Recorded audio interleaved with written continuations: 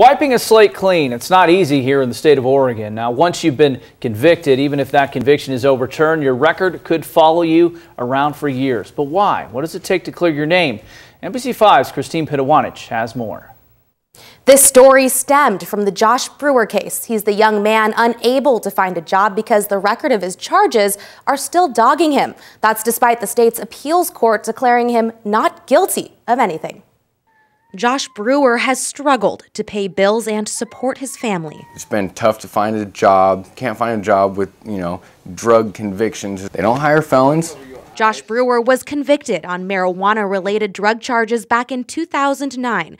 They were reversed 3 years later, but still, it shows up on his record. And get this, according to Oregon law, even if a conviction is overturned, it doesn't mean the record of the offenses are automatically wiped away. You have to have your fingerprints taken, and you have to submit that to the district attorney.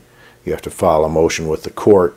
A truly clean slate takes time and money. Filing fee for the court is $240, and then the fingerprint fee is $80. The attorney fees can range anywhere from several $100s to several $1,000s. And for someone like Josh Brewer, it costs quite a bit, and he's a very poor individual. He doesn't have that kind of money because meanwhile he's been without work. There is nothing automatic about expungement, even if you're one of the few who make it to appellate court and is found to be not guilty, like Josh Brewer. Perhaps the statute or the legislature that framed the statute, that drafted the statute, wasn't really thinking about a situation where a conviction was overturned on appeal. As for Brewer, all he knows is he's still jobless and has his wrongful conviction hanging over his record. What's right is right and what's wrong is wrong. And now he's fed up.